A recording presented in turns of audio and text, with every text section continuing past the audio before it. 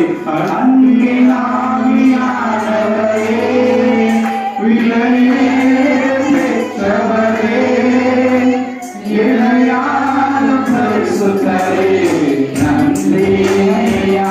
சொல்லலாம். அன்பின் ஆவியானவரே, விலையே பெற்றவரே, இணையான பரிசுத்தரே, நன்றி ஐயா.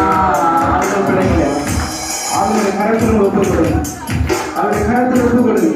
அவரோட யாரையும் செய்யட்டும், அவரோட நடத்தட்டும். அவர் ஆலயக்குள்ள வந்துடுங்க. எஸ், அவர் ஆலயக்குள்ள நீங்க வந்துடுங்க. எல்லாம் சேர்ந்து அதே வரிகளை பாட போகிறோம்.